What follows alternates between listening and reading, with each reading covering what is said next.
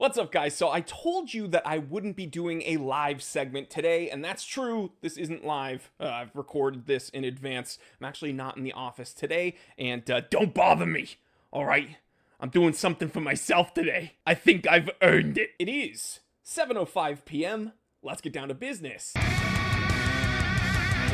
I'm having some fun, also filming some content that hopefully you guys will see in the very near future, but I wanted to make an episode in response to a few comments I've been getting recently. So I was very excited about this watch because it was something different, okay? If you guys remember, this is the Mech Exp MS1001. Now, I thought the presentation of this watch was very different, very innovative, and actually refreshing. And the number one complaint I've gotten about that watch, as awesome as it is, as many functions as it has, as affordable as it is, again, just above $300 for that watch, people complained that it's quartz and has no soul because that has a rechargeable module.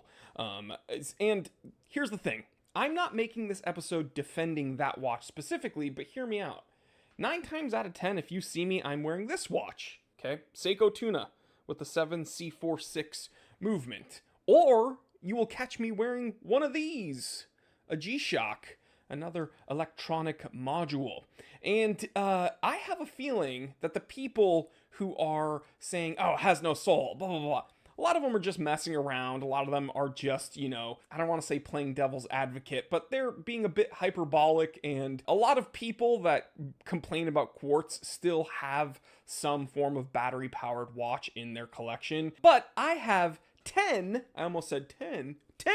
reasons why quartz watches are legit and you shouldn't ignore them. Number 1, accuracy. Okay, this is probably the biggest thing that a quartz watch has over a mechanical watch. The cheapest quartz watch is usually more accurate than a pretty expensive mechanical watch. That is just what it is. The next big thing quartz watches typically have over mechanical watches is affordability. Now, the MS1001 from Mech Exp, that watch is very affordable, and most quartz versions of a mechanical watch, so let's say, something from Tissot, right? If you get a quartz C-Star, that's going to be much more affordable than like the Powermatic 80 C-Star. It just so happens most battery power movements are more affordable than their mechanical movement counterparts. Now, what I will say is this quartz watch that I used as an example in the beginning of this segment, excuse me, I'm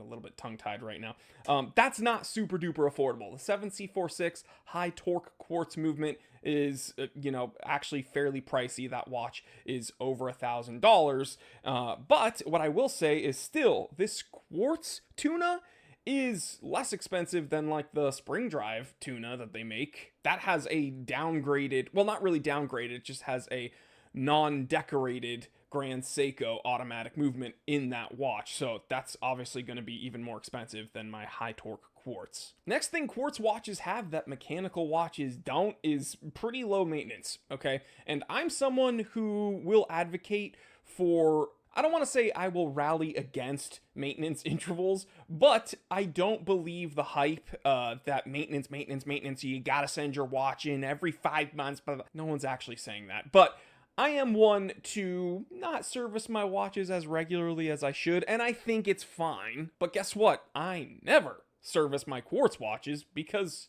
they're quartz. And just a little tip, most quartz watches, not all, but most quartz movements are non-serviceable anyway. Now, the 7C46 technically is serviceable, and there are some higher end quartz movements that are serviceable, but 99.99% of the time, if you have a quartz watch, you do not have to worry about maintenance. Next, durability. Maintenance durability kind of goes hand in hand, and the truth is, a good quartz watch, pretty much any quartz watch, can take a knock better than a mechanical watch, and it's because mechanical watches have a lot of little itty-bitty moving parts, and quartz watches don't, for the most part. So, that being said, quartz is just more durable long term. Another thing that quartz watches have in spades is variety, okay? Think about how many G-Shocks there are. Think about how many quartz, like swatches there are. Quartz watches are just, I don't want to say a dime a dozen, but they're inexpensive to produce, so there's a whole lot of them, and you're bound to find a quartz watch you find interesting that also has the specs you desire. Another awesome thing that quartz movements can offer is solar-powered options, which you will not find with mechanical watches. This brings me to the next point, functionality, right? And I'm talking about advancements in functionality that mechanical watches cannot have, right? So, when we're talking about a G-Shock, think about how many things that G-Shock can do.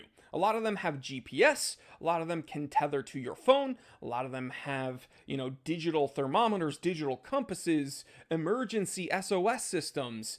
These are things that mechanical watches do not have for the most part, and you're getting a whole lot for not a lot of money typically when you buy a quartz watch like a G-Shock. The next thing, from a wearability standpoint, quartz modules or quartz movements are typically thinner than mechanical movements, which allow watches to be thinner. So if you're someone who really wants a low profile watch, a quartz watch is an awesome option for you. The next point I would bring, which I think we're up to point number 9, is resilience in extreme environments. Okay, now, I have a Rolex Explorer 2 that's made for spelunkers. A lot of people have worn Rolex Explorers in crazy climates. My vintage Chronolympic, my DS2 Chronolympic from Certina, that was worn on Everest. So people have traditionally worn mechanical watches in crazy environments. However, the resilience to those extreme environments, we have to give those to quartz watches because battery-powered watches have less moving parts, blah, blah, blah. We've already spoken about this with low maintenance and durability.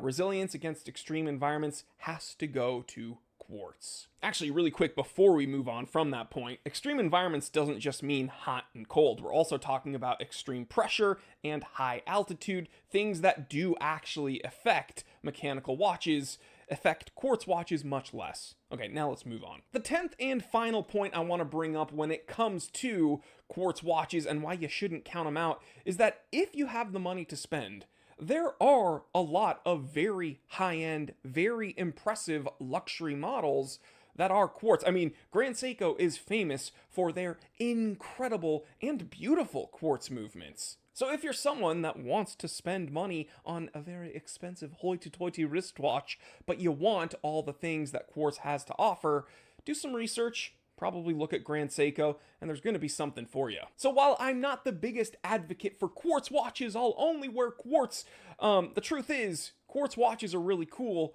and I don't think the soul has to come from the watch. I think the soul should come from you, and the watch should just complement it. But what do I know? I'm just a time teller. All right, guys, I'll catch you on the next one. Stay happy, stay healthy, stay blessed. I'm Jory Goodman, the time teller, and I will see you when I get back. Always remember, I didn't invent time. I just tell it.